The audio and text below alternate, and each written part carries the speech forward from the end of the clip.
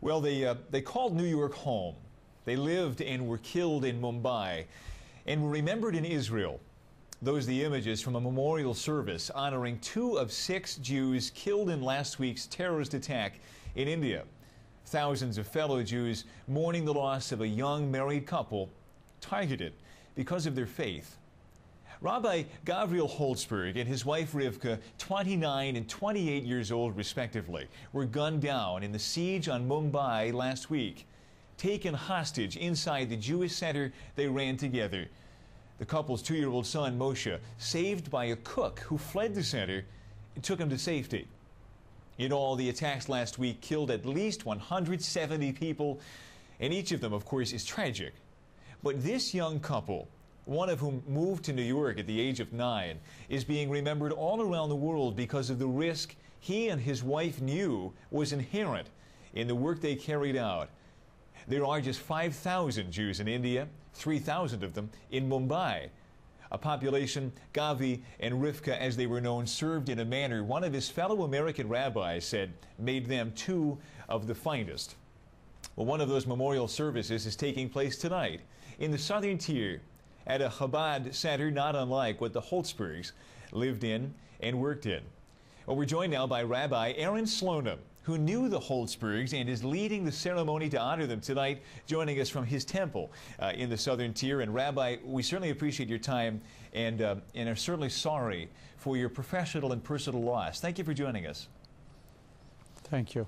I want to begin, one of your fellow rabbis was quoted in the New York Times. His name is Rabbi Moshe Kotlarsky, who described Rabbi Holtzberg, the 29-year-old who died in that attack last week, as, quote, the finest and nicest gentleman you could imagine. He said, you never saw him without a smile. And I know you knew him professionally and had a personal connection to him. And I wonder if you can tell us how exactly you knew him and what are your reactions to his loss and that of his wife tonight. As you mentioned, I knew him and his wife from a professional standpoint. As you know, Chabad Lubavitch, the movement that I represent local here in the southern tier, and Rabbi and Mrs. Holtzberg represented in Mumbai, India. We have over 3,500 centers throughout the world. And every Chabad center in every Chabad house serves and tries to fulfill the same similar mission with love, with a smile, with care to each and every Jew and each and every human being who seek their help and their need.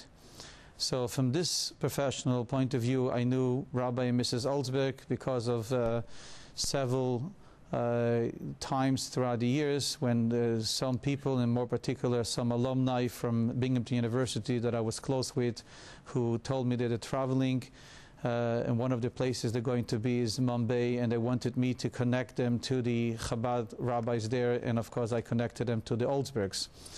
And a personal connection is that I was born and grew up in Jerusalem. Rabbi Holtzberg's parents grew up and were born and grew up in Jerusalem. Rabbi Holtzberg himself, till the age of 9, was in Israel. So I knew his parents, and his parents made a leave for many years. I know them very well. I knew his grandparents of blessed memory. And therefore the name and the association with it is very close to me because growing up for many years with his extended family. Yeah. And also I was very close to the family of Rivkah, of his wife, because they are a very known and special family in Israel within the Chabad community there. You know, you mentioned that he, like you, was born in Jerusalem. But as mentioned, he did move to New York when he was 9, studied here. He and his wife moved to Mumbai in 2003. As mentioned, for part of this Chabad Lubavitch network, there are 4,000 emissary families like his all around the country, in 47 states and around the world, in 73 countries. Why, Rabbi, did this particular couple move to Mumbai? Would they have been assigned there? Would they have moved there willingly? Why were they there?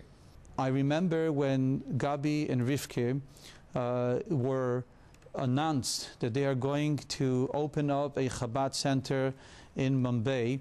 It was something very special between all of our rabbis in the different places, because Mumbai is, as we know now more than before, is a very, very far from many ways and from many areas, far because the life over there is a very, very different life than United States, different life than Israel, different life than many of the Western countries.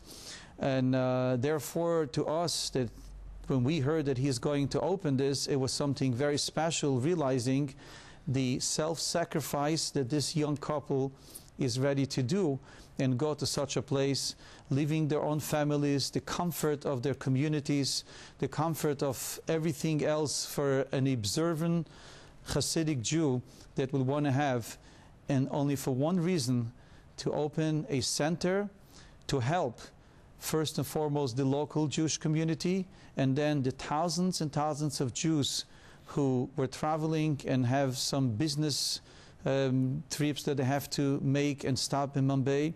Many Israelis who travel there to be tourists, or many other Jews who tourist the place, because there is some very special sightseeing that people go and visit.